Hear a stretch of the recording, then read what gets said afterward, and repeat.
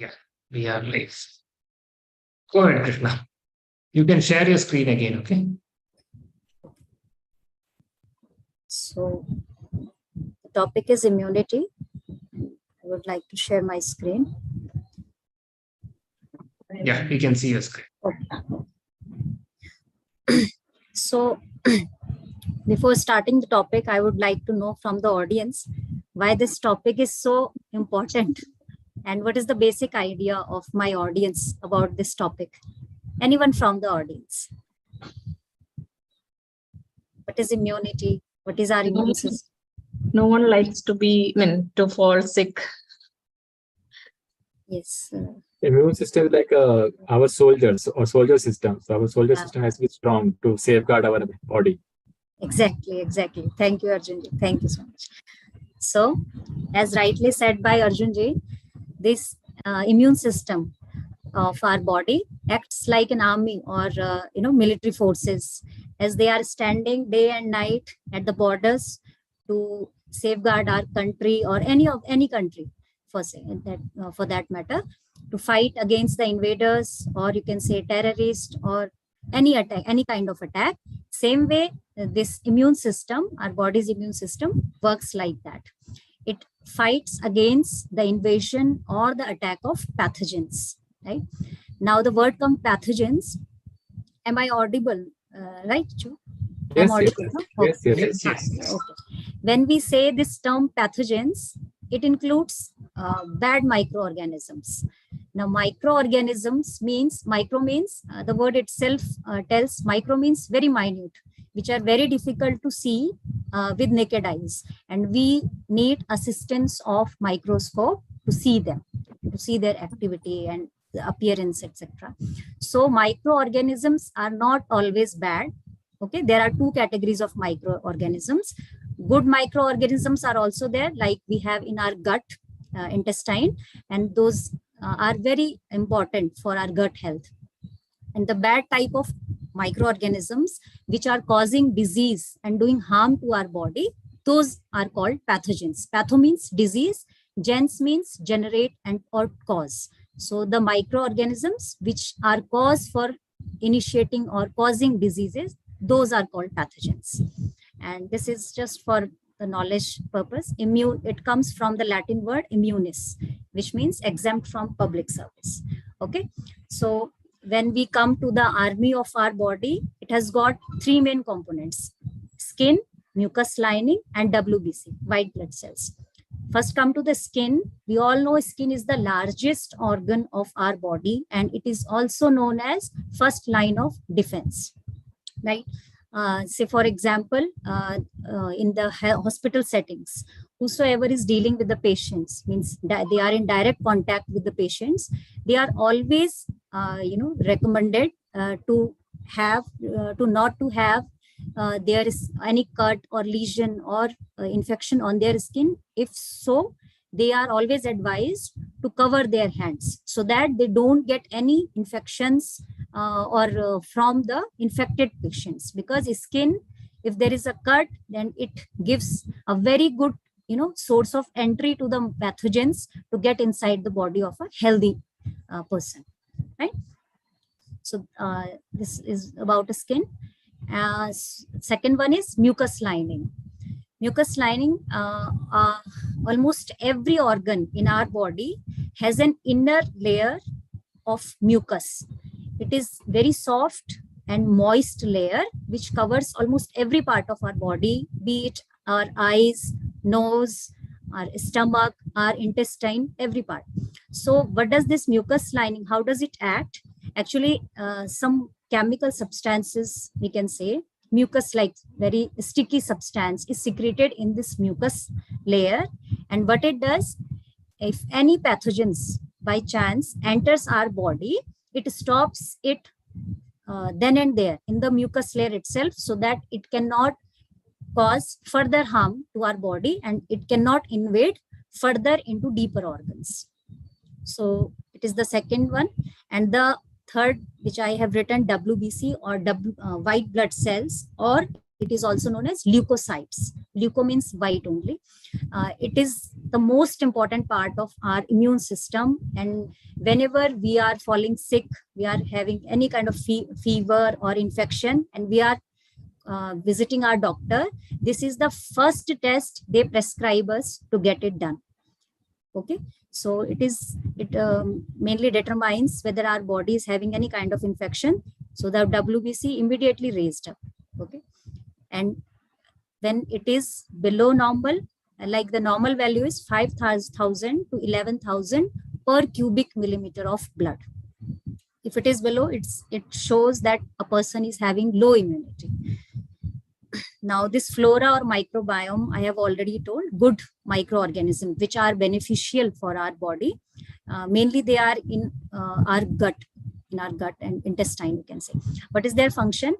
They absorb nutrients very well, and at the same time, they prevent colonization of pathogens by competing for attachment and nutrients. This sentence means every living organisms, be it the very big creature or the microorganisms, we all want two main things to survive. One is shelter and the second one is nutrition. And when our gut, for example, our gut is having good amount of microbiome or this flora, then there is very less space or very less place for these pathogens to stay. And from there, it prevents their multiplication, further multiplication and their survival. Now, this is about WBC. As I have told, this is the most important part of our immune system. This is, these are different kind of white blood cells present in our body, and each one of these white blood cells have specific functions in immune system or immunity. This one is called neutrophil, and this is the first WBC which responds when any bacteria or virus invades or attacks our body. This second one, this double body, it has got two main structures, no? And this one is having three globe-like structure. This one is eosinophils. It is known for their role in allergy symptoms like cold, flu, pneumonia. Then the third one is basophils. This one is monocytes, and the main function of monocytes to eat up the dead cells. And this last one is lymphocytes. It fight infections by producing antibodies. Now there are various mechanisms through which this WBC acts and does it function.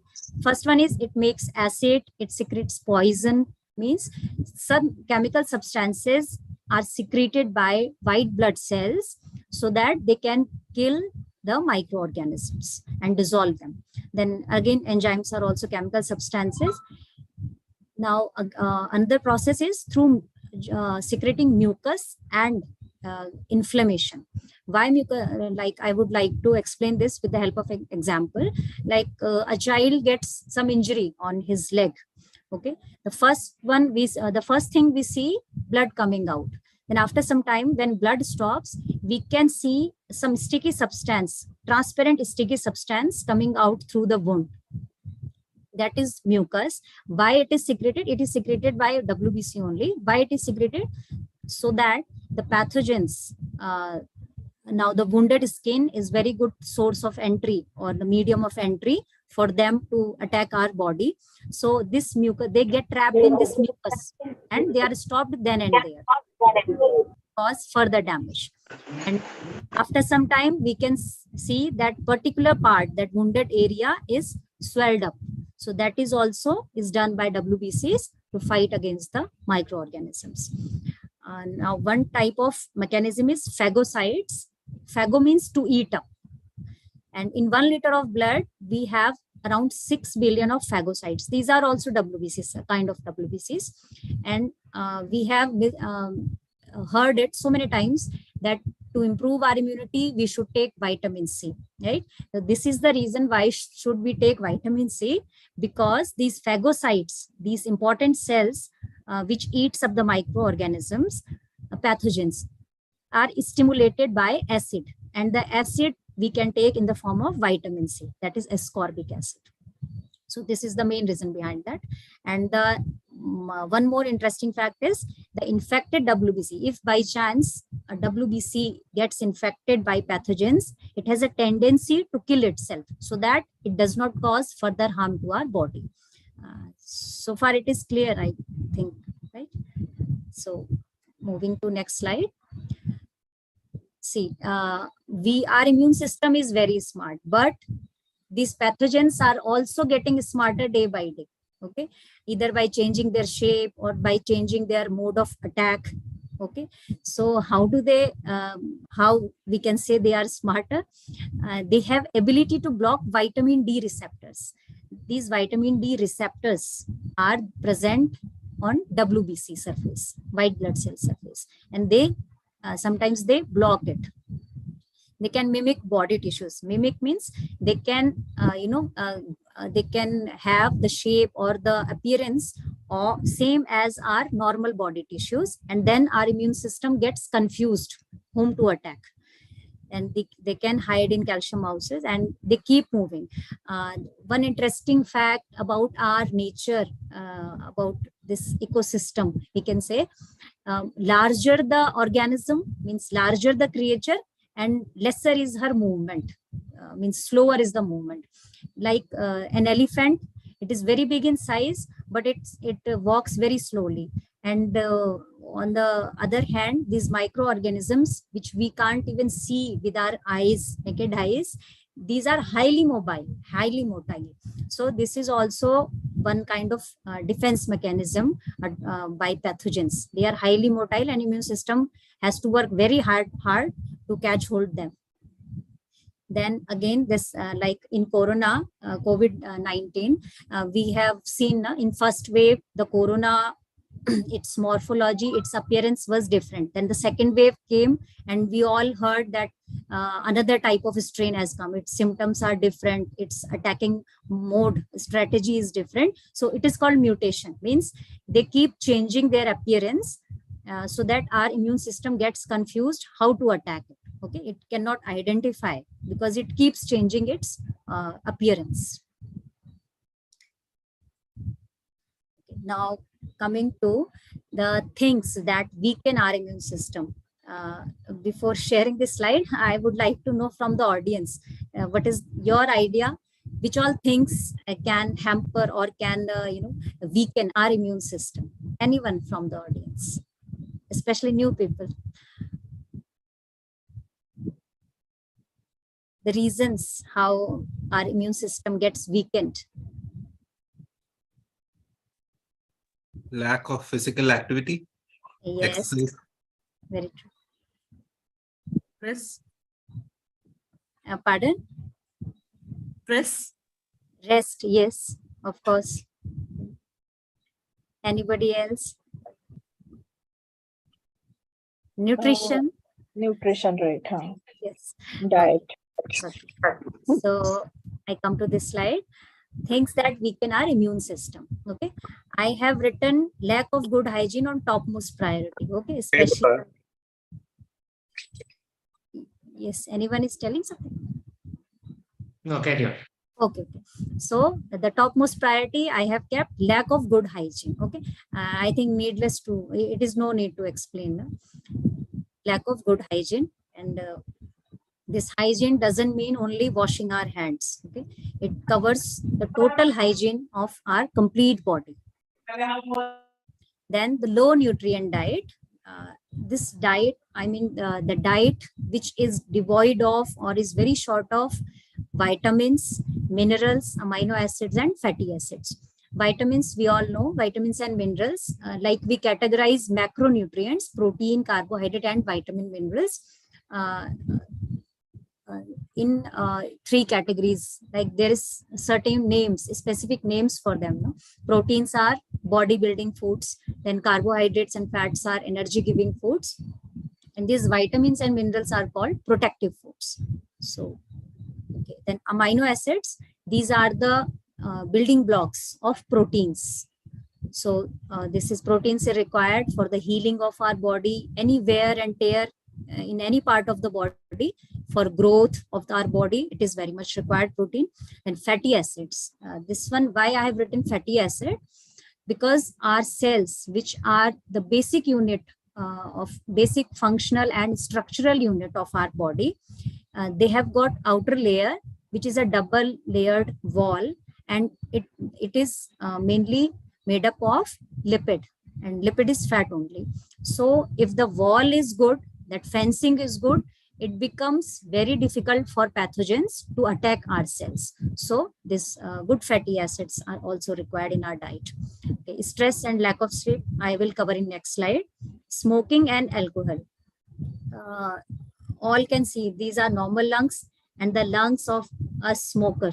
Okay, so everybody can appreciate why I have written this is smoking and alcohol. Apart from causing cancer and very deadly diseases, heavy smokers and the people who take alcohol very often, their immune system itself goes very down, and once they whenever they fall sick, their recovery period is very long as compared to the other people. So this is why I've written here HIV, okay, human immunodeficiency virus.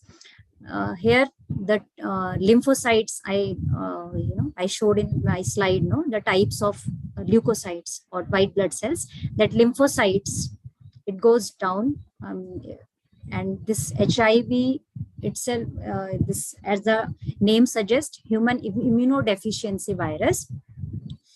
The people who are infected with HIV, their immunity goes very low, and they are prone for getting all type of infections, all type, and the end stage is AIDS, we all know. Okay, then the chemotherapy, the cancer patients, they are getting surgery done or chemotherapy or radiotherapy. So in chemotherapy, they get the treatment with very strong drugs, chemo drugs, and these drugs, like today somebody got the chemo drugs, treatment with chemo drugs, from the very next day their WBC starts falling down. And if WBC is falling down, means that during that phase, that person is very susceptible, means at high risk for getting any type of infections. That's why I don't know, you must have seen or not, those cancer people, when they receive this chemotherapy, they are advised to be in isolated rooms, or if at all there is an emergency to go out or in crowded area, they are always recommended to wear mask. Then no exercise. That I think no need to explain why exercise is important for toning, for maintaining weight, for general well-being. It is very much required for everyone, irrespective of age, irrespective of body type. We all need some amount of exercise on regular basis.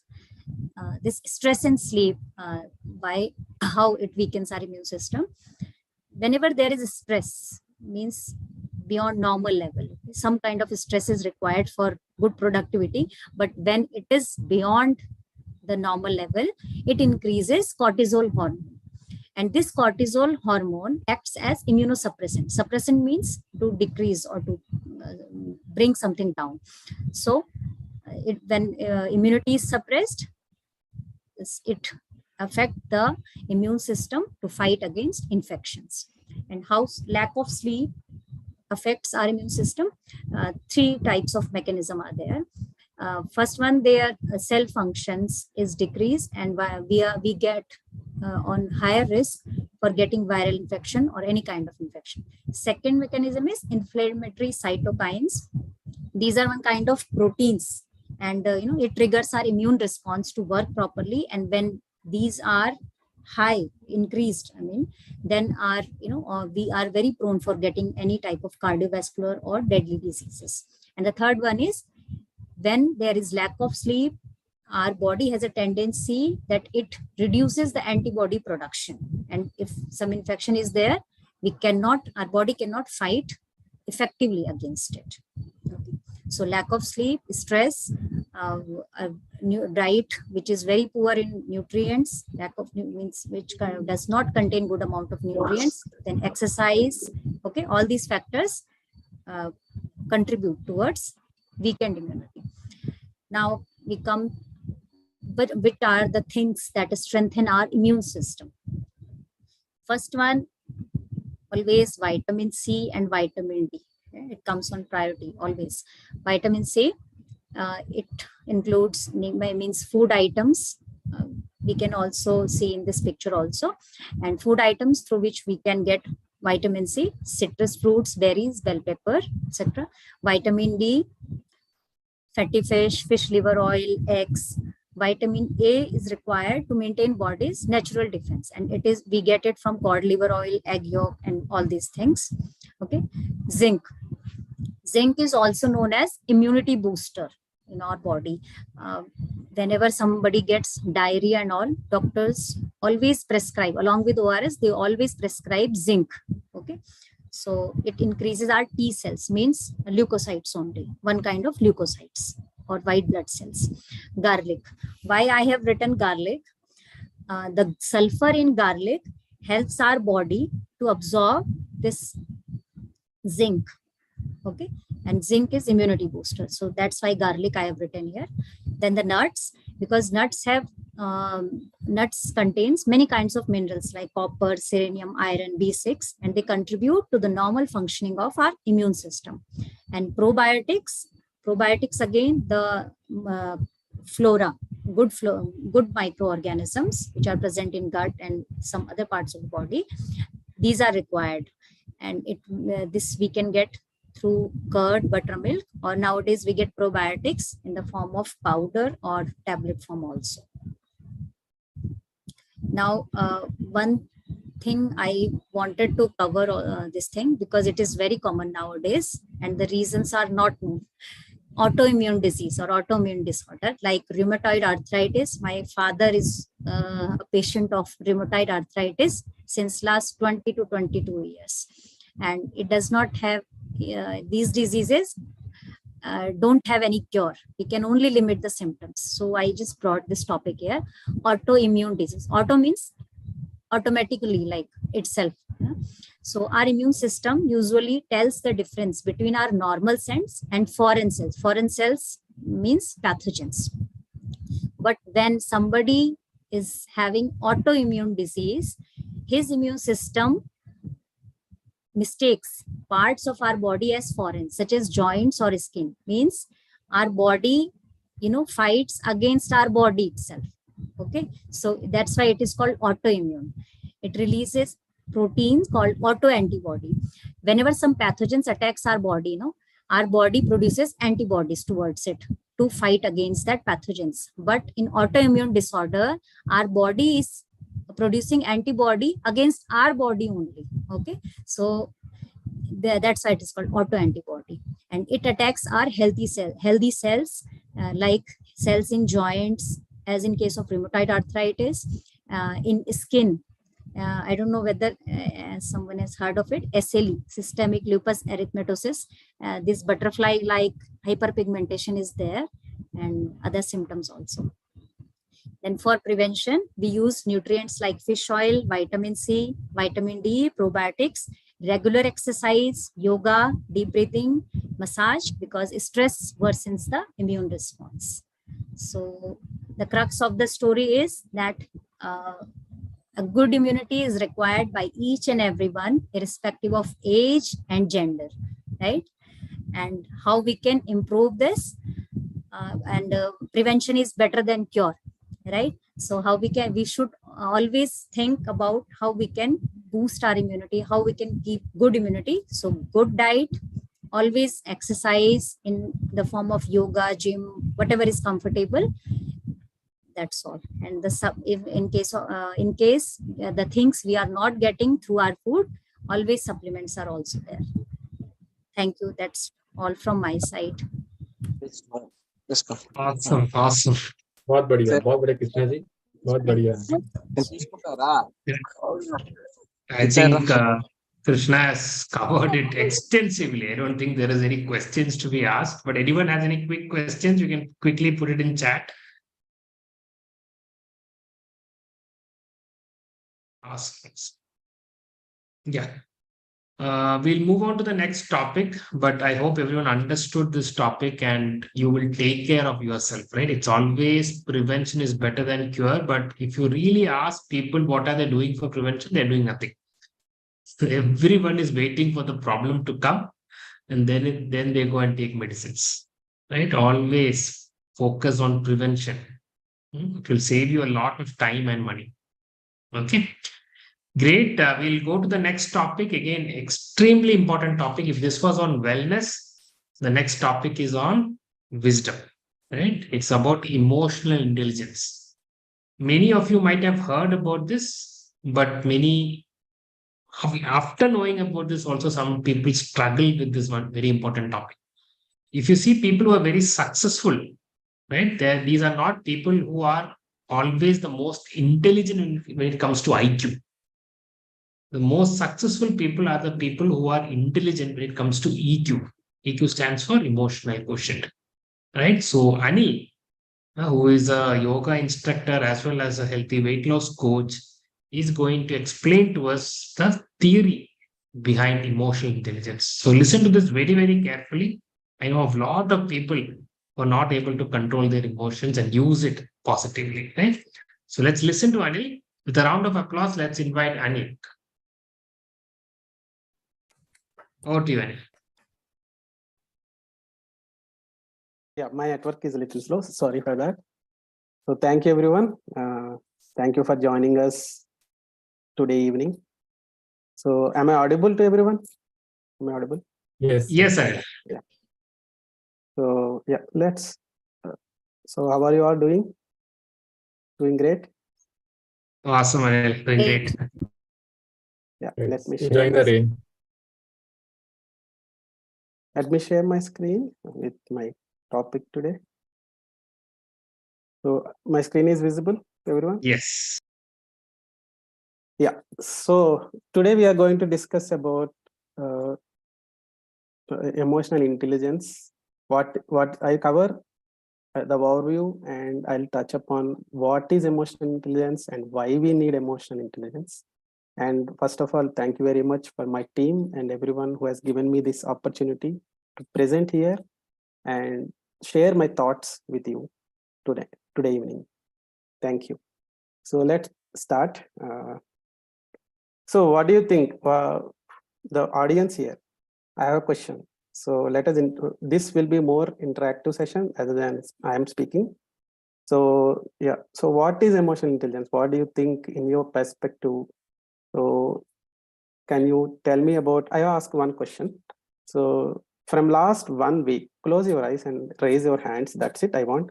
So close your hands and how attentively or whatever thing, whatever your child or to your child or to your other person, from office colleague, how actively are you listen to them?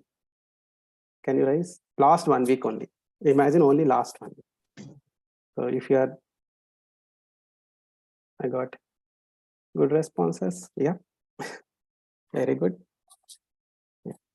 So these persons are really consciously working on their improving themselves into the lives, in their lives, for improving their emotional quotient in their lives. So I appreciate that. Thank you for participating here. So I will cover what is brief about emotional intelligence and what 5 traits about it. So I have self-assessment before we start. So you can answer maybe in the chat, you can use chat or you can unmute and tell. So I feel, take yourself, I feel fulfilled in my life. So you feel always fulfilled, never, sometimes. Only 3 options we have for every question. You can tell me. You can unmute and tell. Or Sometimes. Sometimes. Yeah, there is no good, no bad, no judgment here. So it is completely up to individual. So you can answer it. So I have good understanding of my strengths and weaknesses. How many of you feel you really have that?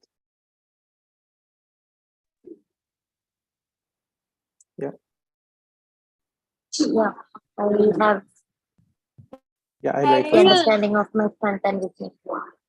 Okay, great. Any other Understanding answers? is there, but acting is need to be more. So that's what we are going to learn, how to act on it and how to know about yourself, how to pay attention to that. So we'll talk about that today in the emotional intelligence, this topic. Okay, so any other answers? Okay. I move on to next question. I enjoy spending time with others and socializing. How many of you do that? Sometimes loneliness is required, but most of the time socializing is required. Good. Thank you for the answers. Yeah. Any other answers? Okay, let's move on. Yeah, so let's see what is actually emotional intelligence by definition by Darren Goldman. So he is the one who has researched in Harvard University around early 90s. He has given the definition of emotional intelligence and why it is important. Apart from the normal IQ we have, everybody will have IQ. Do you agree, right? So we have our understanding, we have competency, we have looking at understanding the situation and reacting to it, acting to it, and understanding the problem and problem solving. Also day to day we do this. So this all comes under IQ. So EQ is completely little different than IQ. So we cannot exactly measure a emotional intelligence for every person, like this much percentage the person has emotional intelligence, or this much quotient it has. No, it's a day-to-day job. We have to work on it, and consciously we have to improve on it, and we have to move ahead in the life towards our goals and success. So that is how emotional intelligence goes. So by definition, emotional intelligence is the ability to manage both your emotions, first your emotions, and understanding emotions of people around you. So when I say understanding emotions of people around you, so why we need that? Anybody can unmute and tell why we need it?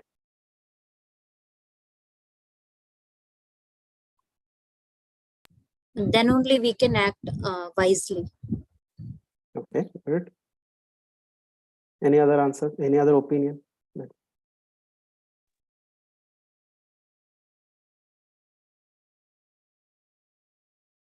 Krishna's answer makes sense. I mean, unless we understand their emotion, we don't know what to tell them or what emotion to show to them. Yeah. So unless until we understand other people coming from when we are talking to others with others, so we never know that person's feeling. We never understand that person's feeling, and we cannot empathetically listen to that person. Right? One of the most important part of our society. So nowadays, in our busy lives, we are missing a lot about this. So we may need to work consciously on this to make our emotions, understanding our own emotions and understanding the people's around us, all the emotions around us. So 5 traits of emotional intelligence. I'm just touching the very, very basic level of the emotional intelligence part. So it's a very big topic. We can talk around 2-3 hours on this. Yeah, just I'm covering it up, whatever I can. So we can say that 5 traits are self-awareness. So when it comes to self-awareness, so it comes to ourselves first. So understanding ourselves and what we are feeling right now. Am I feeling angry? Am I feeling anxious? Am I feeling overjoyed? Am I feeling to bump up and hit other like that? So these are the emotions we should understand ourselves first. So we should understand and we should make sure that we make we understand our feelings and keep make it a balance every time. So this is the next one. The balancing part comes from next. That is self-regulation. So controlling our own emotions. So do you think the emotional intelligence is a person who is emotional is having a high emotional intelligence? A person who is emotionally strong or emotional can have high emotional intelligence. Do you think it is right? So it may be or may not be, right? So suppose a person is shouting, dancing, and enthusiastic. It doesn't mean that that person has high emotional intelligence. So emotional intelligence requires a regulation of emotions, where your ability to control your emotions and impulses, which uh, drives you towards your goal. So especially in maybe people who are in a senior level positions here can understand that how they drive their emotions, impulses in the day-to-day work, in the leadership roles and all. So they will know this more better. So coming to the motivation. So why motivation is important? So why motivation is important? We should look beyond the short-term results. So some people look only to the 3-month goal or short-term results, what they get, and they will act on it.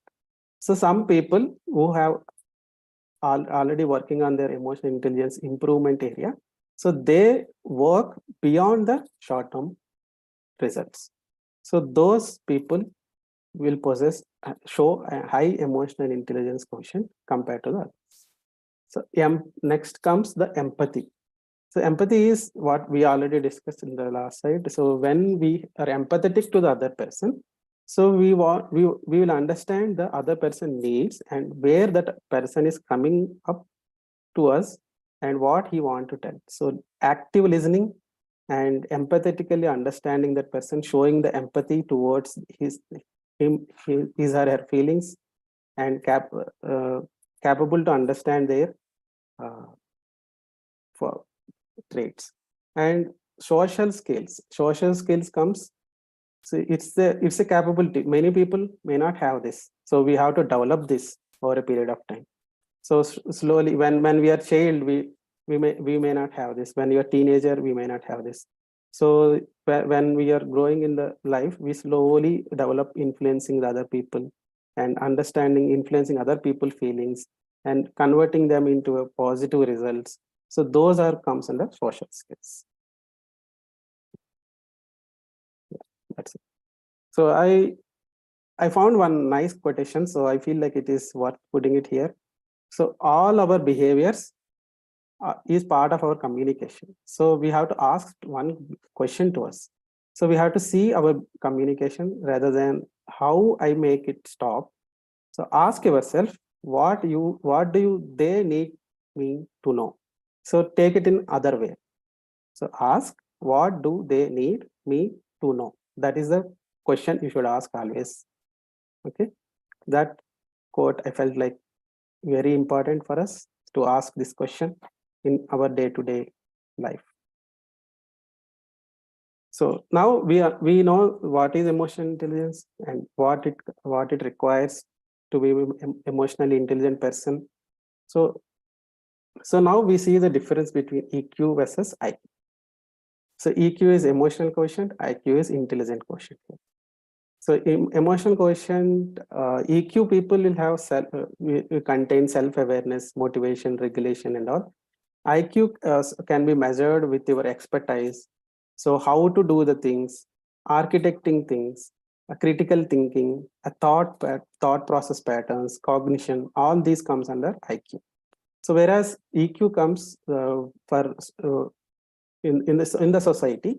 So as we grow in our careers, also becoming as a responsible persons, we need self-awareness, we need social awareness, and socially regulation, how we socially regulate what the behavior we show when we are going to the public, and empathy we show when some people reached out to us. So those plays very important role.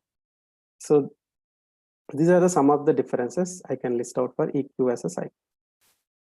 Okay, so a big question. So some people told that some people answered before the slide. They told that they know their strengths and weaknesses, but they don't know how to act on it. So it can be developed over a period of time. So it can be developed by practicing how you feel. Suppose I'm feeling very angry today. So maybe I know that I'm feeling very angry this moment. Better I stop and pause.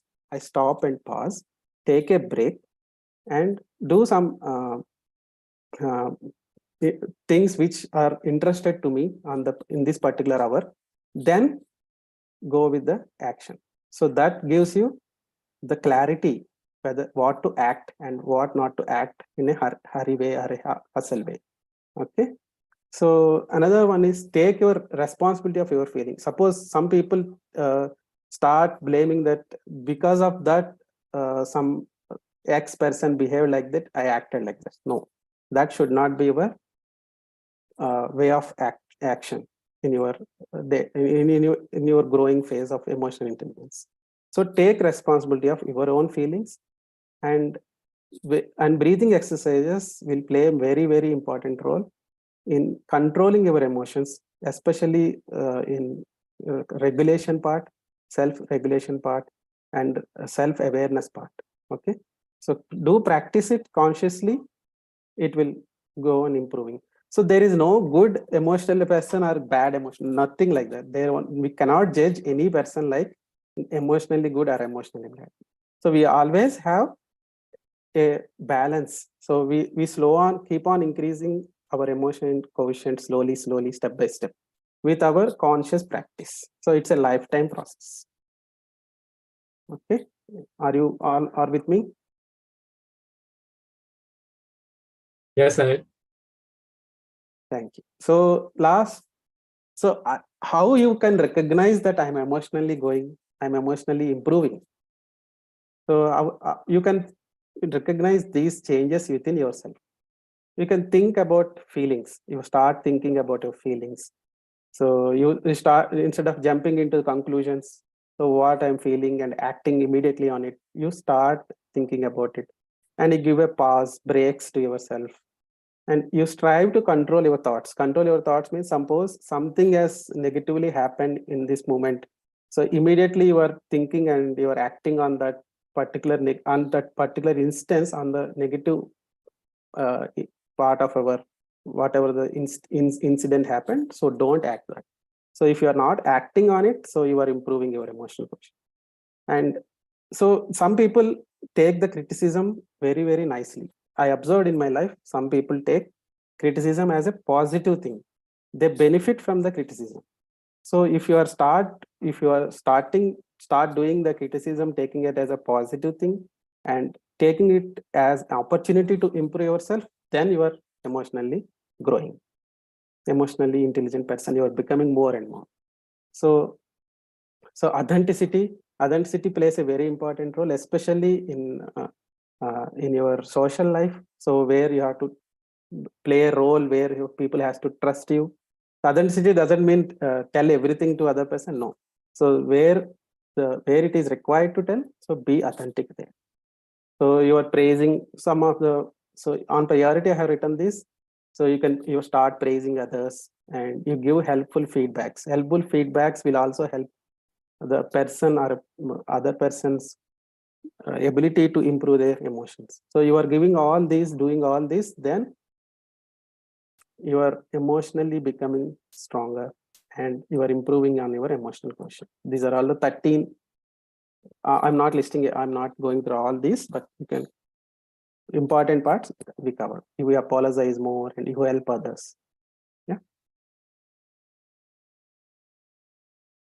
So coming to the last slide, so a person's EQ, emotional quotient, a predictor. It's so in Harvard University, they have done one research based on the topmost MNCs, people from Harvard to the topmost MNCs.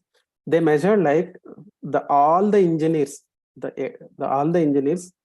are played a same number of IQ, but their level, their growth in their careers, their growth in their the growth in their life is different compared to the others based on their EQ. So what EQ plays a very important role towards taking you towards the success. Okay. So technical skills will gradually diminish with the time of, say, we know every day the technical skills are changing and diminishing. So EQ, once you develop the EQ, so it retains for entire life. And learning EQ can light up your moment, and you can live in the present moment. That gives you a lot of satisfaction and good feeling to act on your goals and act on your success, makes you go through the success path basically. Okay, so that's all I want to cover. Learning by yourself, and when it comes to the talent, EQ potential to remove the business ahead of the pack. So when you run a business, your EQ plays a very important role to achieve your goal, especially achieve your goal, whatever comes. So many hurdles will come in the between, but still you're fixed your goal post in your mind, and you're going through whatever the temporary hurdles you're crossing and reaching to your goal, then you possess better EQ. Okay. Yeah. Thank you so much. I think I have added some value to everyone. Thank you so much for listening to me patiently. Thank you all. Awesome, Anil. Amazing. Right? Again, very, very high profile two topics, very serious two discussions. But these topics are extremely important, both immunity as well as emotional intelligence. Please do read a lot, right?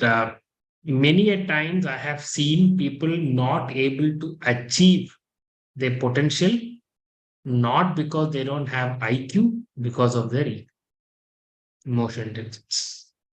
It's so important, because I lead an organization. I realize this.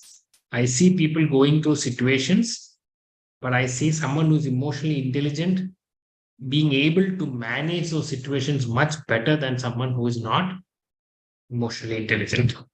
So when we are running behind degrees, I know a lot of people running behind degrees, right? They want certifications, they want degrees. But emotional intelligence, I don't think you will get a degree from a university. Right? Your success in life, people around you will tell you that this person is emotionally intelligent. Right? So let's be that person. Let's not run behind degrees. Let's run behind knowledge or self-awareness that will make us emotionally intelligent. Great. So we had wonderful two topics. I got a list of topics. I don't know how Anju got it, but I got a list of topics. But I always request the people who have joined these sessions to always send your coaches the topics that you would want to be covered. Last week, someone put emotional intelligence. Actually, we put it here. Immunity was asked by someone.